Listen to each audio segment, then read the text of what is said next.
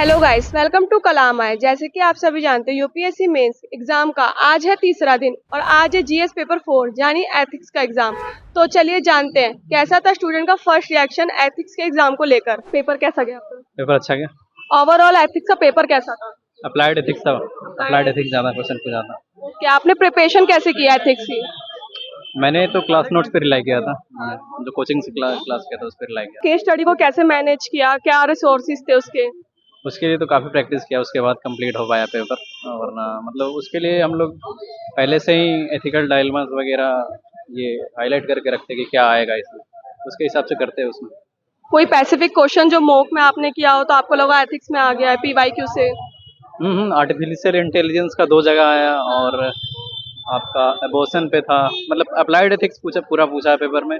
फिर code of ethics, code of conduct class note से direct था वो। पेपर वाज लेंथी या normal? Lengthy paper was lengthy. Okay, तो पार्ट ए जो होता है और पार्ट बी, उसमें से टाइम ज्यादा किसमें लगा?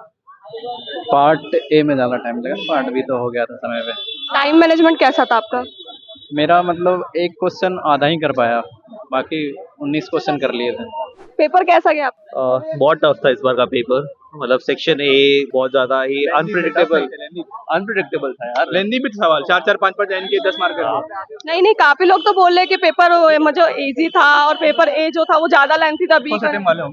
फर्स्ट टाइम वाले होंगे। ओके, आपको कैसा लगा? पीवाईक्यू के अकॉर्डिंग कैसा लगा? बिल्कुल भी मैच नहीं कर सकता है PYQ वाले लेवल से। हाँ। काफी डिफरेंट था। केस स्टडी तो सारे डिफरेंट थे। केस स्टडीज और सेक्शन ए भी काफी डिफरेंट था। तो केस स्टडी की आपने जैसे कि 2022 के साथ पैटर्न रिपीट किया है। 2022 में यही पैटर्न था, लंबे लंबे क्वेश्चन और लेंदी पेपर। केस स्टडी के आपके रिसोर्सेज क्या थे या प्रिपरेशन आपने कहाँ से करी थी? There is no resources, just solve more maximum number of case studies you can at home at peace then being nervous here. तो एथिक्स का पेपर की जो प्रिपरेशन है वो कहाँ से करी? कुछ रिसोर्सेज या आपने कुछ किया तो बताएं। बस गांधी जी की किताबें पढ़ो, पूरा एथिक्स हो जाएगा बस। नहीं, स्टैंडर्ड सोर्सेज जो है, जो लेक्सिकन है और अभी मार्केट में अवेलेबल अच्छी कोचिंग की जो नोट्स है, उसको एक बार गो थ्रू कर लीजिए और मल्टीपल रिवीजन। बाकी ethics is all it's all about practice. It's all about practice. जितने क्वेश्चन सॉल्व कर सके theory based paper, but all practical based. मतलब जो आपको आता है तो आप लिखोगे, हाँ और जी, थ्योरी का एप्लीकेशन यहाँ पर नहीं है। अच्छा, और अभी जैसे एक वीक का आपको फुल टाइम मिल रहा है, अब एक वीक का क्या प्रिपरेशन का वो है? पहले आज सोएंगे आराम से, पहले तो इतने दिन से थके हुए हैं। ऑप्शनल के प्रिपरेशन करेंगे। आपका ऑप्शनल वैसे कौन सा है? सोशियोलॉजी। सोशियोलॉजी। और मेरा एंथ्रोपोलॉजी। आपका पेपर कैसा गया? बढ़िया था। ओवरऑल एथिक्स का पेपर कैसा था? टफ था पर ठीक था, करने लायक। अच्छा, पीवाईक्यू के अकॉर्डिंग आपको कैसे लगा? PYQ जिसने भी किया होगा आराम से कर सकता। जैसे केस स्टडी बहुत ज्यादा है, मतलब ज्यादा हो जाती है, तो केस स्टडी का आपने कैसे हैंडल किया? उसका तो फिक्स पैटर्न है, 6 के आसपास केस स्टडी आती है, तो प्रैक्टिस करने पे हो जाते हैं। हाँ मैनेज हो जाता है। हाँ। ओके, टाइम मैनेजमेंट कैसा था आपका? टाइम मैनेजमेंट के लिए आंसर राइटिंग प्रैक्टिस। जैसे पार्ट ए में था, पार्ट बी में था एथिक्स में, तो आपको ज्यादा टफ कौन सा लगा? नहीं, एथिक्स का पेपर अपने पैटर्न पे ही था। नहीं, काफी स्टूडेंट्स बोले बहुत ज्यादा टफ आ गया एग्जाम के अकॉर्डिंग। UPSC टफ है। पेपर कैसा गया? कंप्लीट हो गया मेरा। ओवरऑल पेपर कैसा था एथिक्स का? ठीक था, नॉर्मल ही था। पीवाईक्यू अकॉर्डिंग आपको पेपर कैसा लगा? नॉर्मल ही था, इतना कोई टफ नहीं था। पार्ट ए और पार्ट बी में आपको ज्यादा टफ या ज्यादा टाइम किस में लगा? ज्यादा टाइम कंज्यूमिंग पार्ट बी था। नॉर्मली पार्ट ए थोड़ा शॉर्ट लगा मेरे को। पार्ट बी केस स्टडीज काफी लॉन्ग थी। कैसा गया आपका पेपर? पेपर ठीक था, केस स्टडीज थोड़ी मैनेजेबल थी और क्वेश्चंस थोड़े नॉर्मल से हटके थे। नहीं, काफी लोग अभी जैसे हमें कुछ स्टूडेंट्स मिले वो बोले पेपर बहुत टफ था।